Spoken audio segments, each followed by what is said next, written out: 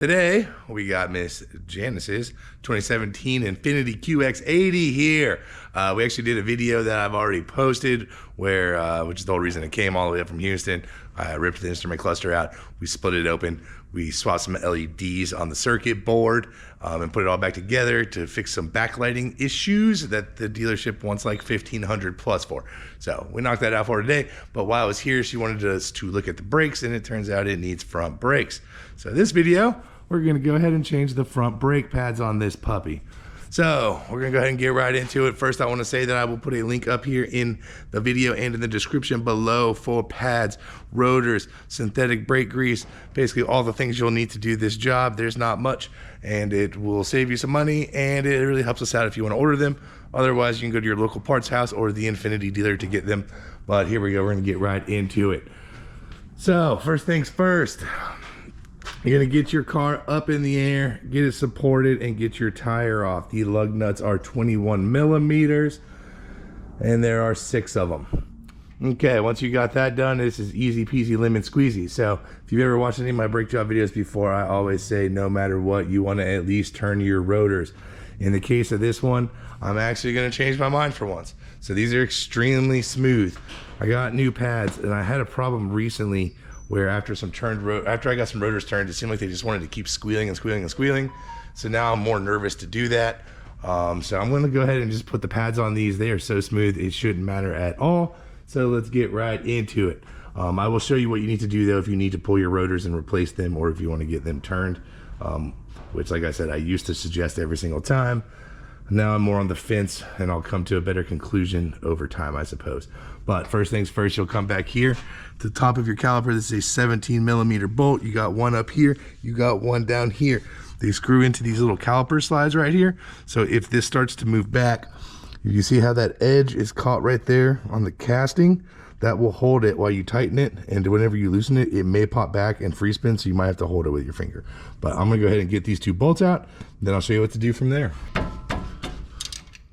All right, I'm trying to make this video as detailed as possible, but here we go. So you break those loose, and I just stick the socket on there and unscrew them by hand after that. Shouldn't be too bad at all. These little caliper slides will fit a wrench. I don't know what size it is. It looks like also about a 16 or a 17 if you need to hold them, but you shouldn't have to because it is built into the casting to hold them while you loosen and tighten them.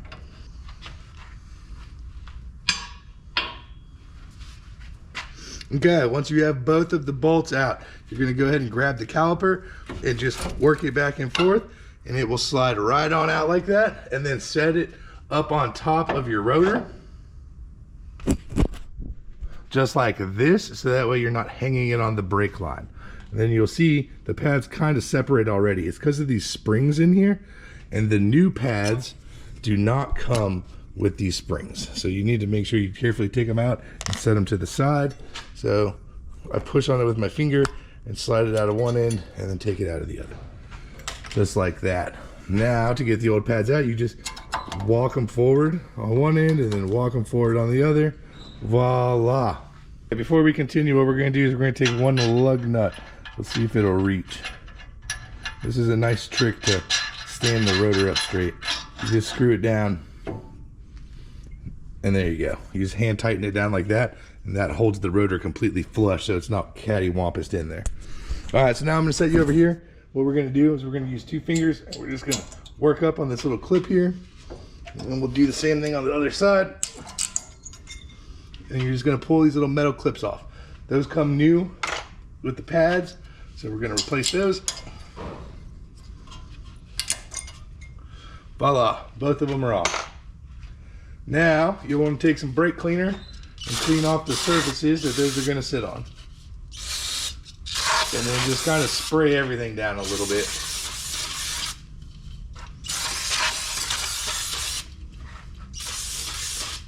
And then let her dry. It's called a brake caliper ratcheting tool. You can get these on Amazon. I will have them linked all over in this video as well.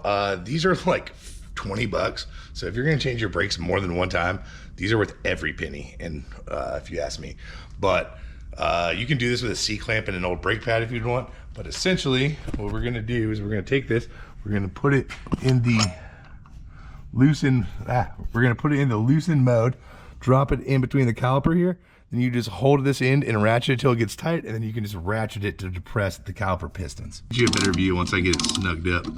So I'm just holding it with my finger on the back side until I get some sort of steady pressure. There we go. Now I do need 2 hands, but I'll hold it here, and then you're literally just working the ratchet like this. Bam. And that pushes your pistons back in to fit your new brake pads.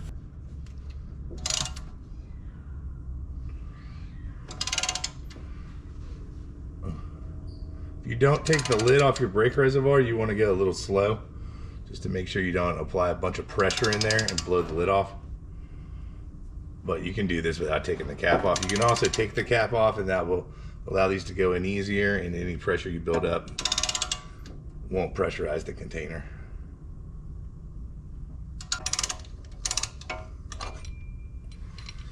There we go.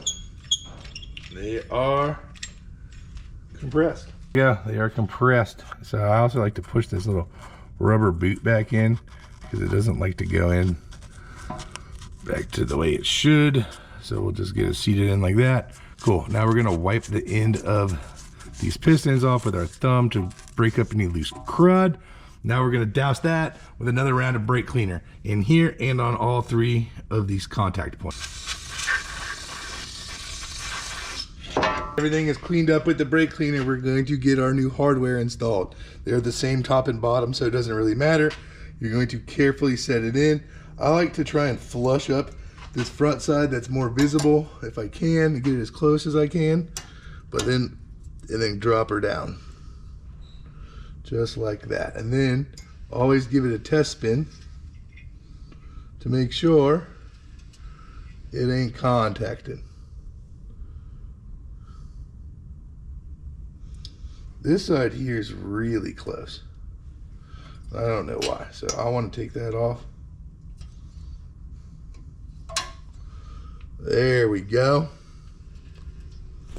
So what you'll do is you'll look down here and just make sure you got plenty of clearance between the inner tabs and the rotor.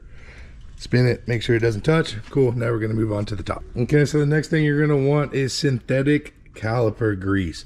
So what we're gonna do, we're gonna take this brush out.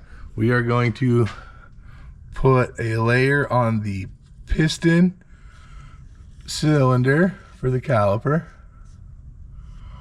Nice layer. We're going to paint on a layer onto all 3 fingers that contact the pad on the back side.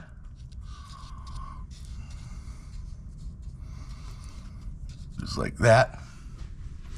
Then we are going to put a small dollop into these metal slide points. Any point basically that the pad contacts, it's a little bit of grease, and this is to make damn sure these puppies don't squeal. What I like to do is come back and rub this around and get it up on all of the edges. Just make sure you don't get it on the rotor. If you do, you can put some brake cleaner on the paper towel and wipe it off, but do not let grease get on the rotor and leave it. It's the biggest concern with this, but you just got to be careful. Just like that. Voila! Now we are ready to install the new pads. All right, so all you're going to do now is you're going to take your new pad, the one with this metal piece sticking off, that goes on the inside. So this one is an outer, so it's going to come in. We're just going to stick it in, slide it in, and press it right into the locations it rides. All right, real quick, something I forgot to mention earlier. So before we proceed, we've got our brake pad in. You want to always also check your caliper slides up here. So you see how that one moves nice and free. This one moves nice and free. If they feel gummy at all, what you can do is just pop the rubber off like that. You pop them out. And if they're real nasty, you clean them up, and you can squirt some brake cleaner down in here and shove a paper towel in. But if it's just a little grimy, you just take your synthetic grease, You give it a little bit of wipe. Brakes are all basically about synthetic brake grease. You just wipe her down like that. Just like so. And then you'll shove it back in the hole, work it back and forth, make sure it moves nice and free. Just like that. It's very important that those slides can move back and forth. Otherwise, you're going to prematurely wear one side of your pads. All right, now that that's done, we're going to move to the other side. So the other side, the inner, like I said before, has the tab. It does matter which side it is. The tab needs to be on the bottom, not the top. So we're gonna slide that in just like that. Now, we are getting ready for the hardest part, which is not that difficult, but it's the hardest part of this disc brake job. You're going to hold it together with one hand and stab your spring into the two holes. And this spring is designed to push the brake pads apart.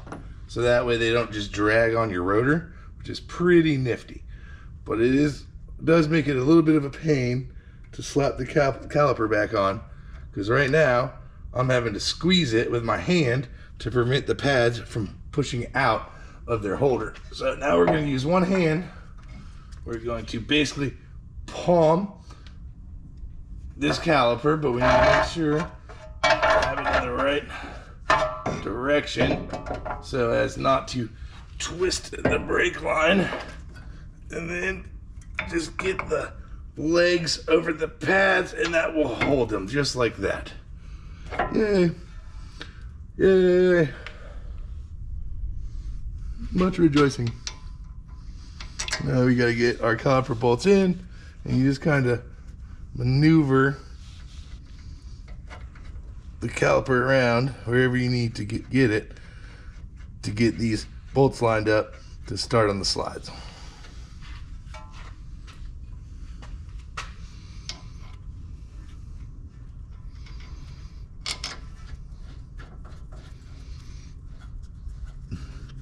Just like so.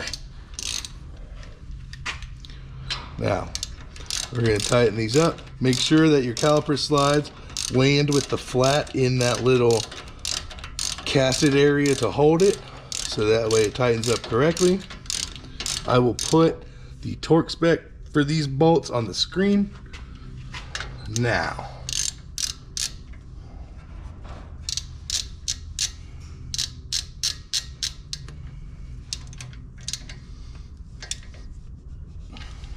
And there you have it. Congratulations. Your brake job is done. So now all you gotta do is we're gonna put the tires back on.